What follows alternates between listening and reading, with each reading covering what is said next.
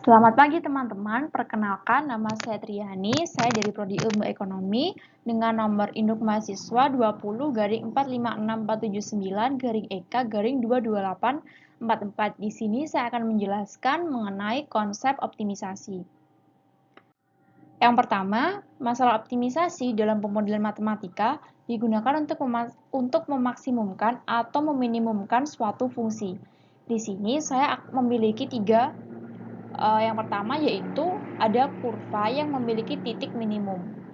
Yang kedua, ini merupakan garis dan dia tidak memiliki nilai maksimum atau nilai minimum. Bisa kita lihat, dia hanya stagnan di sini. Kemudian, gambar yang ketiga merupakan kurva yang memiliki nilai maksimum di titik ini. Nah, titik maksimum atau titik minimum ini biasa kita sebut dengan titik ekstrim. Kemudian, titik maksimum dan titik minimum itu ada titik maksimum lokal, ada titik maksimum global di sini. Nah, suatu titik X bintang dikatakan maksimum global jika Fx bintang lebih besar dari Fx dengan X adalah elemen bilangan real. Kemudian, jika titik X bintang-bintang dikatakan maksimum lokal di sini, jika nilai Fx bintang-bintang lebih besar sama dengan Fx dengan X adalah elemen bilangan real. Jadi bisa kita lihat titik maksimum global itu dia lebih tinggi daripada titik maksimum yang lain atau titik maksimum lokal. Kemudian titik minimum X bintang dikatakan minimum global jika Fx bintang kurang dari sama dengan Fx dengan X adalah elemen bilangan real. Nah, di sini adalah titik minimum global. Sedangkan titik minimum lokal, titik X bintang-bintang dikatakan minimum lokal jika Fx bintang-bintang kurang dari sama dengan Fx dengan X adalah elemen bilangan real. Bisa kita lihat bahwa letak titik minimum global dia lebih rendah daripada titik minimum lokal. Nah, untuk optimisasi tanpa kendala kita bisa menggunakan sembarang nilai X bilangan real. Sedangkan untuk optimisasi kendala kita hanya bisa menggunakan titik tertentu. Dan yang akan kita pelajari sekarang adalah optimisasi tanpa kendala. Kemudian titik stasioner itu dibagi menjadi dua, yaitu titik ekstrim dan juga titik belok. Yang pertama kita akan belajar mengenai titik ekstrim. Nah, titik ekstrim ini menggunakan konsep turunan yang pertama. Jadi F aksen X sama dengan 0. Nah, ini adalah cara untuk menentukan apakah suatu titik itu memiliki nilai maksimum atau nilai minimum atau tidak. Atau bisa kita katakan apakah suatu fungsi itu memiliki titik ekstrim atau tidak. Nah, ini titik ekstrim itu dibagi menjadi dua, yaitu titik maksimum dan juga titik minimum. Titik maksimum ini artinya dia adalah titik tertinggi daripada titik-titik yang lain dalam kurva. Jika F aksen X1 lebih dari 0 dan F X2 kurang dari 0, maka X merupakan titik ekstrim. X1 itu lebih rendah daripada X2, daripada nilai X maksud saya, dan juga X2 itu nilainya itu lebih besar dari X, titik puncak ini. Nah, kemudian kita masukkan diketahui fungsi min x kuadrat plus 2x plus 1. Kemudian kita cari turunan pertamanya yaitu min 2x plus 2. Kemudian kita masukkan nilai x-nya. X1-nya itu bisa kita lihat adalah min 1. Kemudian kita substitusikan min 2 dikali min 1 kuadrat ditambah 2, ketemu hasilnya 0. Kemudian x2 kita masukkan yaitu X2 tepat berada di titik X sama dengan 3.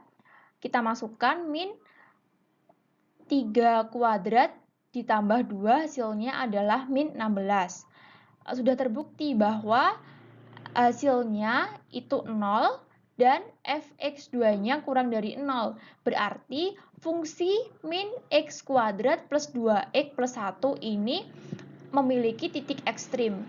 Kemudian dan tepatnya titik ekstrimnya itu merupakan titik maksimum. Kemudian selanjutnya, jika f aksen x1 kurang dari 0 dan fx2 lebih dari 0, maka x merupakan titik ekstrim dengan nilai minimum.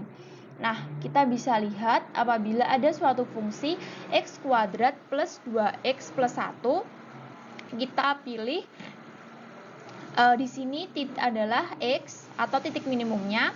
Kemudian kita pilih x1-nya yang letaknya di sebelah kiri x dan x2 letaknya di sebelah kanan x. X1 di sini adalah minus 4 atau negatif 4. Kemudian kita masukkan ke dalam persamaan turunan dari fungsi fx. F aksen x 2x plus 2, kemudian kita masukkan min 2 dikali negatif 4 plus 2, hasilnya adalah negatif 6. Kemudian untuk x2, 2 kali 2 ditambah 2, hasilnya adalah 6.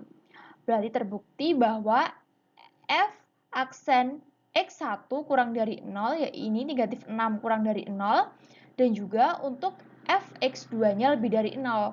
Kan ini angka 6 lebih dari 0. Berarti fungsi x kuadrat plus 2x plus 1 memiliki titik ekstrim. Lebih tepatnya, dia memiliki titik ekstrim di titik minimum. Kemudian,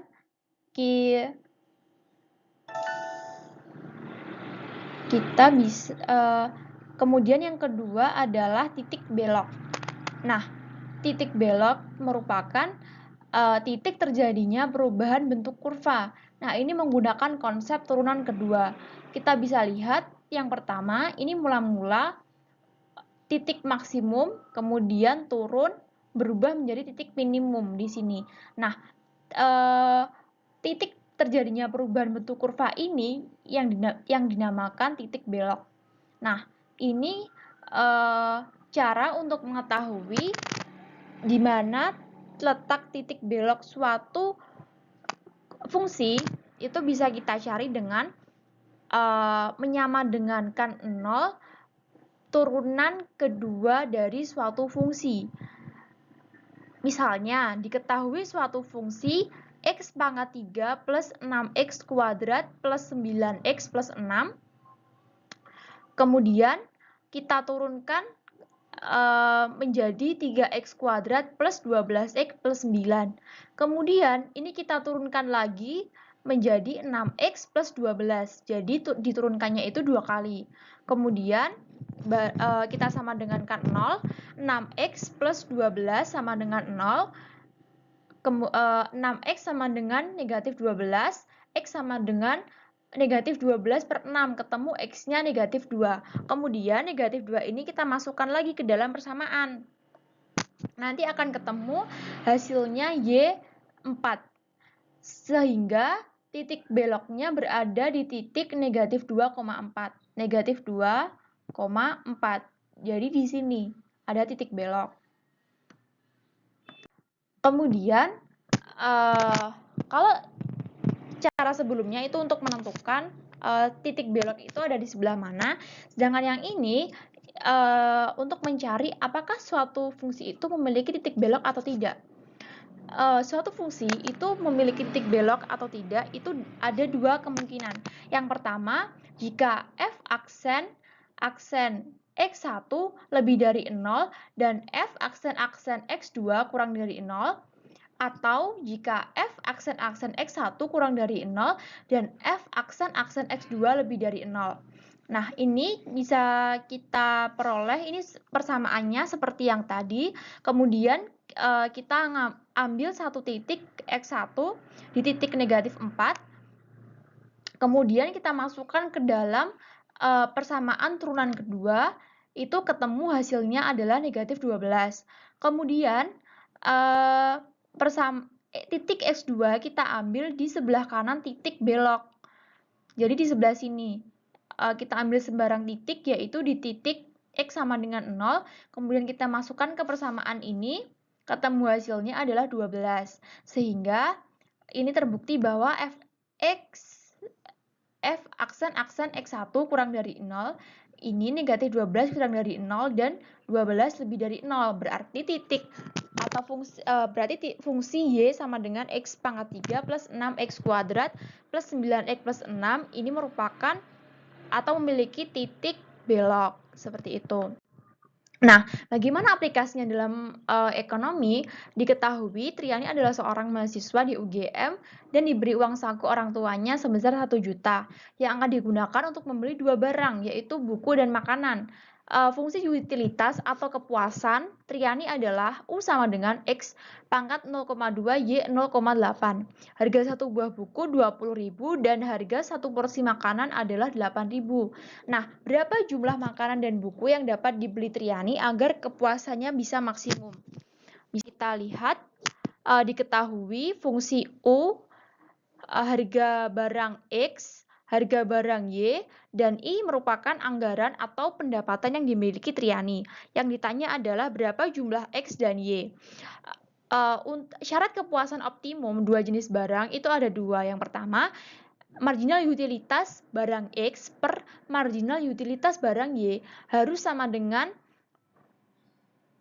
harga barang X per harga barang Y. Dan syarat yang kedua adalah harga barang X dikali jumlah barang X ditambah harga barang Y dikali jumlah barang Y itu harus sama dengan jumlah anggaran atau pendapatan yang dimiliki.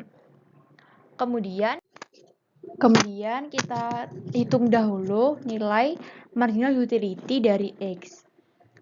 Yaitu kita turunkan X dari fungsi utilitas yang diketahui tadi di soal, yaitu ketemu 0,2X pangkat negatif 8 Y pangkat 0,8.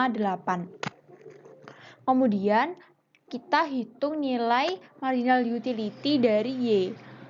Marginal utility dari Y diperoleh dari turunan Y di fungsi utilitas yang diketahui pada soal tadi. Dan kita sudah mendapatkan X pangkat 0,8Y pangkat negatif 0,2. Kemudian syarat yang pertama tadi adalah marginal utilitas dari barang X dibagi marginal utilitas dari barang Y harus sama dengan harga barang X per harga barang Y. Kemudian kita masukkan dan selanjutnya kan ini di atas ada Y 0,8. Kemudian Y pangkat negatif 0,2 ini kita bawa ke atas agar hasilnya positif dan nanti bisa ditambahkan. Kemudian kita satukan Y dengan Y, X dengan X, kemudian kita kalikan. 0,2 dikali Y pangkat 0,8 dikali Y pangkat 0,2 hasilnya adalah Y. Kemudian yang bawah 0,8X pangkat 0,2 dikali X pangkat 0,8 ini ketemu 0,8X. Kemudian 20.000 per 8.000 ini kita sederhanakan, kita coret nolnya 3. Ketemu 20 per 8. Kemudian kita sederhanakan kembali, kita bagi 0,2. Dan ini kita bagi dengan 4.